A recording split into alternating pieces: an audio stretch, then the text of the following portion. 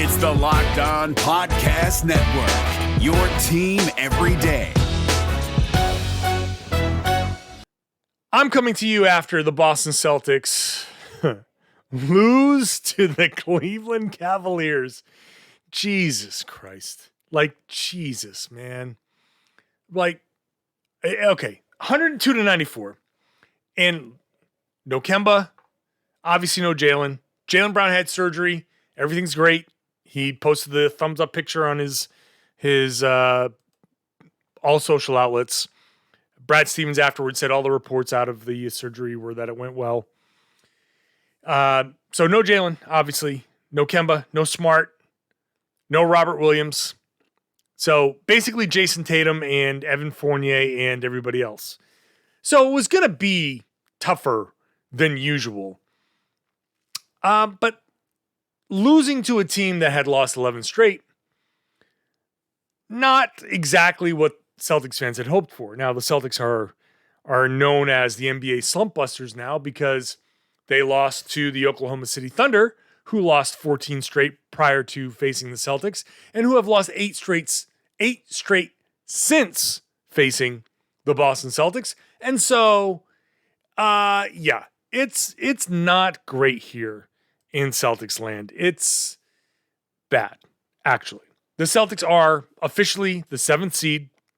There's just nothing. They can go no higher than 7. And so in this game, actually, early on, the Celtics had success attacking the basket, and they kind of got away from it. I don't know why. The Celtics had some... They attacked Jared Allen. Aaron Nesmith right away, initially, attacked Jared Allen, got a foul, like the first possession of the game, it felt like. And I thought, hey, great. Aggressive attacking Celtics. This is, at the very least, without all of these guys being undersized, I thought the Celtics could come out here and be aggressive, attack, and all of that stuff. But they didn't. Hey, by the way, today's episode is brought to you by Locker Room. Download the app. Join me on Friday afternoon. It's on iOS. It's on Android now. Beta on Android. Follow me at John Karalis. I do a Locker Room every Friday afternoon. So download it. Follow me there. Locker Room is changing the way we talk about sports. Okay, so the Celtics were attacking, and they kind of got away from that. And then they got jump shot happy, and then their defense fell apart. And they had chances against a very cold shooting Cavs team, and then Kevin Love got hot. And then it just all fell apart. Here are the numbers from the game. Jayson Tatum, 29 points to lead the Celtics, 11 of 26, 1 of 6 from 3, 6 of 8 from the line, 8 rebounds and assists, 2 steals, 2 blocks, 2 turnovers. So when you look at Tatum's line, you say, wow, look, man, dude dropped 29 and 8. Not bad. A couple of steals, a couple of blocks. Not a bad game from Tatum. The 11 of 26, okay, he wasn't shooting great, but he still dropped 29. 6 of 8 from the line, that's not bad. 1 assist. 1 assist, I'm not buying the 1 assist. This was a game where the Celtics needed Jayson Tatum to be more than 1 assist. I would have rather had Tatum score 22, have those 8 rebounds, and have 5 assists. That would have been a much better Jayson Tatum game than 29 and 1 assist. This is a game where Tatum has to go in. And is this nitpicking? Is this unfair to Tatum? Maybe. But also, if he wants to be the superstar player that I know he can be, that I thought he was becoming, and he may still be becoming, I don't want to go too crazy and overreact to a loss. He's on the cusp of superstardom. He's not at that first team All-NBA. Last season, this season, not fringe All-NBA. He might make third team. So one of the 15 best players in the league. 20 best players in the league. That's pretty damn good. So let me make sure that I'm phrasing this correctly. He's one of the top 20 players in the league. What the Celtics needed him to be in a game against the Cleveland Cavaliers, where you're missing 4 starters and you've got a bunch of young guys, is to be a top 10 player in the league. To go out there and step up and say, hey, if you're going to play these 35 minutes, then collapse the defense, attack. And I know some people might want to say, well, Tatum had COVID. Yeah, I know Tatum had COVID. I'm one of the at the front of the line in the Tatum had COVID argument. But Tatum was attacking and dunking on Jarrett Allen late in the game. Had 2 late fourth quarter dunks.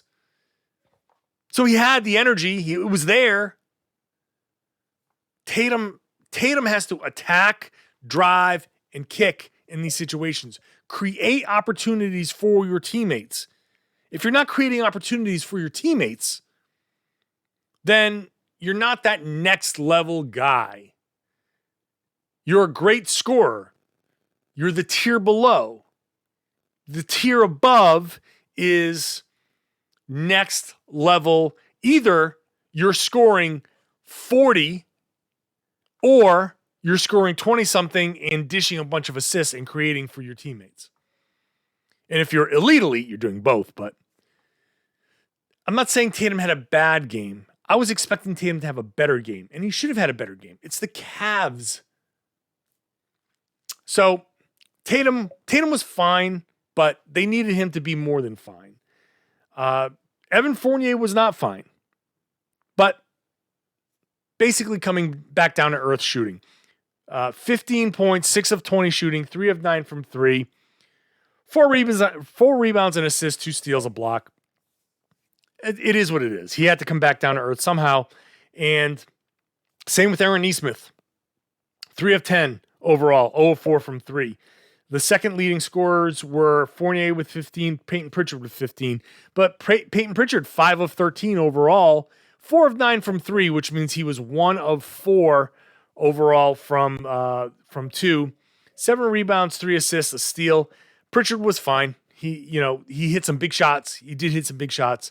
But no one in this team played extraordinarily well. The Celtics had opportunities. They had cut the lead down to 2 in the third quarter. And then it was the Kevin Love and Damian Dotson show, where they each took turns assisting on each other's shots, and they combined for an 11-0 run. So Fournier had cut the lead to Fournier actually gave the Celtics a lead. And then the Cavs responded with that run, and it was never close again. Bottom line here, this game sucked. It really sucked. This was not entertaining. This was not fun. This was work for people to watch. There was no redeeming quality to this game. There was nothing in this game that made you say, wow, I love this. I love this sport. I love this team. This was a difficult slog to watch. It was, I'm sure, difficult to participate in. The whole thing from beginning to end, it was just tough. And the Celtics ended up losing. I don't know what analysis that there is left with this team anymore.